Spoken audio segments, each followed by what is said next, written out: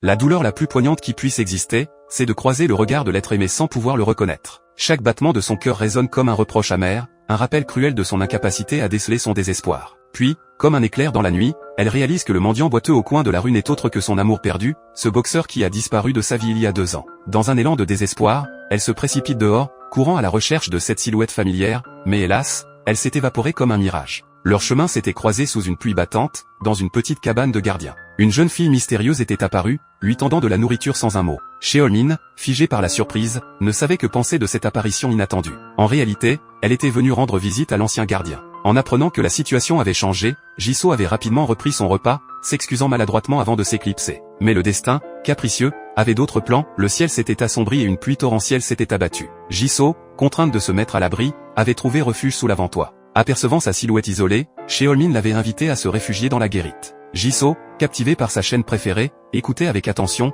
même sans voir les images. Sheolmin, quant à lui, l'observait discrètement, troublé par sa beauté qui éveillait en lui des sentiments inédits. Avant de partir, Jisoo avait offert des rouleaux de kimbap fait maison à Sheolmin, un geste simple mais chargé de sens qui avait réchauffé son cœur d'orphelin. Pour la première fois, il goûtait à un plat préparé par une femme, et une émotion nouvelle l'avait envahi. De son côté, Jisoo se sentait inexplicablement en sécurité avec lui. Bien que ce ne fût que leur deuxième rencontre, elle avait soudainement demandé à ouvrir la fenêtre, s'enquérant avec naturel s'il avait enlevé ses chaussures. Surpris, Sheolmin avait rapidement enfilé ses chaussures, mais Jisoo, insouciante, continuait de discuter joyeusement. Le moment des adieux était déjà là, bien trop rapide à son goût. Sheolmin, soucieux de son apparence, se lavait régulièrement les pieds et avait même investi dans une nouvelle paire de chaussures. Chaque jour, il attendait patiemment son arrivée dans sa guérite. Ensemble, ils allumaient la télévision. Cependant, Sheolmin, peu intéressé par l'émission, commençait à s'assoupir lorsque le cri de la jeune fille le fit sursauter. Hyun était indigné par le comportement de l'héroïne du drama, persuadé qu'aucun homme ne devrait jamais abandonner la femme qu'il aime. Le moment de se séparer était arrivé. Sheolmin avait l'intention de la raccompagner du regard,